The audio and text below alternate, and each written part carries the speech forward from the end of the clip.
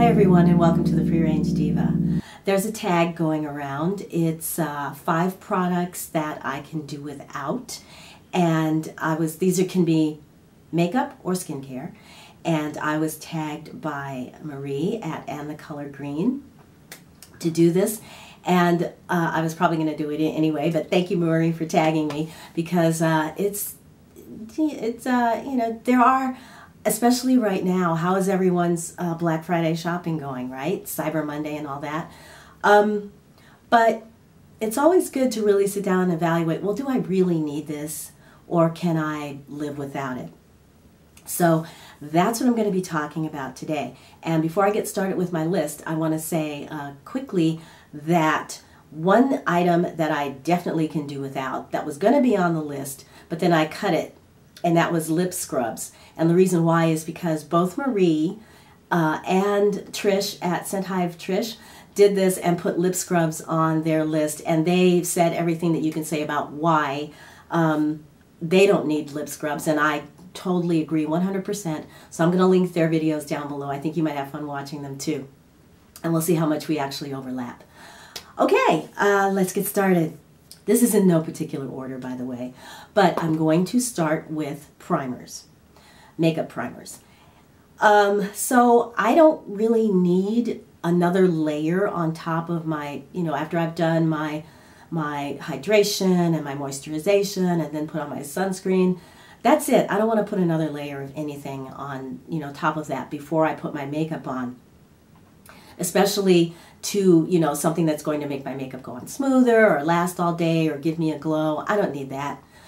I can get, my makeup does go on smooth and it does last all day, and if I need more glow, I'll just add a little more oil. So the only thing that I might use a primer for would be if I had like enlarged pores, that sort of situation where you want to minimize, or if you're, you have like fine lines and things like that. But honestly, I just had lunch. I hope there's no food in my teeth. Yeah, honestly, I can take care of all of that with skincare. So makeup primers are they're just not something I've ever, needed, or I've tried. I have tried them, and they just didn't do it for me. So makeup primers is number 1. Number 2 is expensive facial oils to remove makeup. The kind that you put on and then you towel off with a hot washcloth and then wipe your makeup away and then go in with a second cleanse, either with that oil or with another cleanser to make sure everything is off. Getting over a cold, so if I sound a little congested, that's why. Yeah, so, but it's like I don't need to spend a lot of money for someone else to put together, 5 or 6 different exotic oils that I'm just going to slap on my face for like a minute and then towel off. I mean, it's so easy to DIY that stuff at home. So, and especially, like if you have oils that you normally cook with, like olive oil is really good. That's kind of where I started. That was the first oil I started with. Some people like coconut oil. Right now, my personal preference is sunflower and jojoba oil mixed together. Do a really good job of dissolving even eye makeup and, mascara. And, they're lightweight, they go on quickly, they get the job done, and so they're cheap. So yeah, I don't, expensive, I would rather save my money, and instead of buying the cleansing oil, I would rather buy a more serum type of oil that's actually going to stay on the skin and do something. And in that same vein, eye makeup removers as well is another thing that it's just too easy to take off my eye makeup with oil. So yeah, eye makeup removers I don't need either. Okay, so next is micellar waters, or micellar waters, however you say that. Yeah, it's a product that I never quite got why I know I certainly didn't need it, and I really couldn't figure out what the use is for these products. If you love a micellar water and you can't live without it, let me know in the comments below. But yeah, for me, I can take my makeup off with an oil, so I don't know why I would need maybe to go in with a second cleanse or something, but I have lots of cleansers that, I use and like that are perfectly fine as a second cleanse. So micellar water is something that, not something I have a need for. And then next is going to be, I think this is 4, we should be on 4 now, eye creams. I know this one is controversial, but my regular facial creams and moisturizers, I just take them right up into the eye area and that's it. I mean, I have used eye creams. I have one that I really like from DeVita, but I've been out of it most of the summer. Well, there's a teeny tiny bit in the bottle, but I can't figure out how to get it out. And I haven't missed it. So if there comes a time where I feel like, for whatever reason, I need something more under the eye, because right now I use, like serums under there, I use moisturizers under there, I use balms under there, and it's been fine. I haven't really missed having a dedicated eye cream. And then last, for me, this is going to be a little bit controversial, I'm sure, because I know there are those of you out there who love your Retin-A, but it's something that I can live without.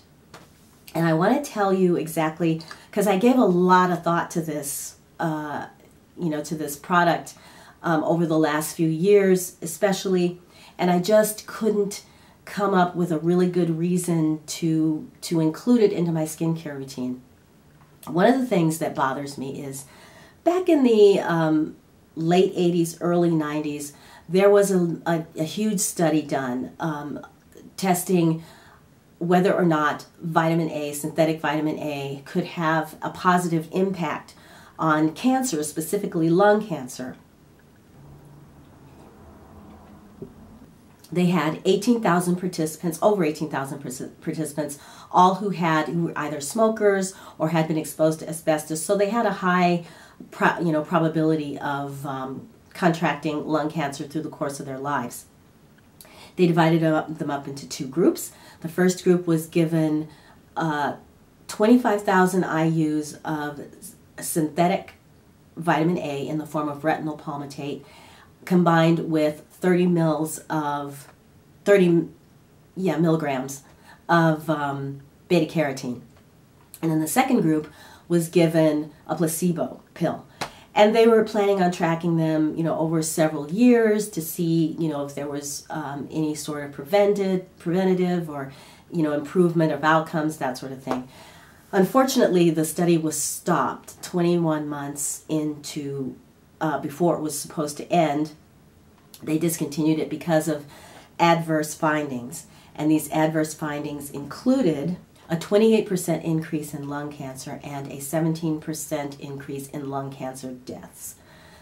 And about the same time, another study was being done in Finland with a similar setup. They had, I think, over 29,000 middle-aged men, all with a history of smoking. And again, this group was even more complex because they were divided into 4 separate groups.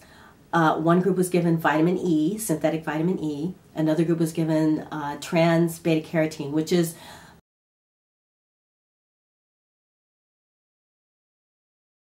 natural beta carotene is the precursor to vitamin E in the body, but this particular beta carotene had been adulterated.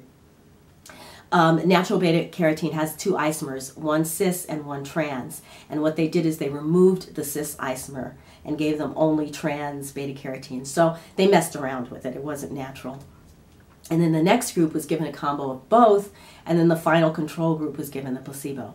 And again, they had similar results with elevated cancer levels in the group that got the beta carotene. So both of these studies made me throw out my multiple. Once I read them, once I found them, I got rid of my multiple because of course it had retinol palmitate as the source for vitamin A, and it was way, way, way higher, since vitamin A is something that's very easy to get in food anyway. So since then I have been very reluctant to deal with any kind of synthetic vitamin A internally. Well, I won't do it internally, but externally as well. And you think, well, okay, these studies were about internal, but is there any impact on synthetic vitamin A being applied externally to the skin. So here are my thoughts. It's a drug, and using it, as we do as mature women, as a preventative for anti-aging, is an off-label use. And so because drugs are designed to do something to the body that the body doesn't want to have done to it, which, like if you have a cancer diagnosis, that's a very good thing. But of course, every drug, there's going to be side effects, and you all know what they are: the redness, the itchiness, the flaking, photosensitivity, etc., etc. So the side effects were not something, kind of gave me a little bit of pause. There's also an advisory on the product saying that it should not be used by women who are pregnant or planning to become pregnant, because this can be absorbed into the skin and could possibly harm the fetus. Say what? Okay. Well, so how much of this is being absorbed exactly? I want to know. 5 IUs? 5,000 IUs? 25? How much is in it and how much is getting into my system? There's no answer for that, at least not that I've been able to find. Number 3, are there any long-term studies that have been done on the safety of Retin-A, tretinoin, whatever, over the course of many years? No, at least none that I could find. The longest studies that I could find, one was 12 weeks and the other was 52 weeks. And of course they came out with, oh, they're fine, no adverse reaction. Well, women are prepared to take this for 10, 20 years, however long they want to take it to keep the effects of it going. So are we the lab rats here? Yeah, we are, because and I know there's some science nerds out there who watch me, so if you know of any long-term studies on the effects, and as far as health effects, of taking this drug over, 10, 15, 20 years, I would love to find them and read them and see what they found out. So I took those issues and weighed them against the benefits of using the product, and I finally came to the conclusion that I would just prefer to use a more natural approach. So I can definitely live without Retin-A. And honestly, when you think about it, your skin is your body's largest organ. It has a very important, 2 important purposes really, well, probably even more, but it is there to keep harmful things out of your body, and it's there to keep the important things that need to stay in your body in. And I just prefer to have all of my skin as healthy and working, as at its best. So there we are. Those are my picks. Share your thoughts, please, down below. I'm sure I'm going to get some.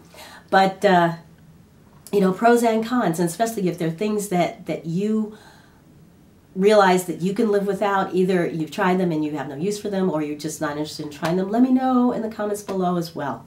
Okay, everybody, thank you so much for watching. If you did find this video helpful or interesting or fun or anything like that, then please give it a thumbs up, and of course subscribe, because I would love to have you join the little free-range diva group here. And in the meantime, everyone take care, have a great week, and I will see you again very, very soon. Bye!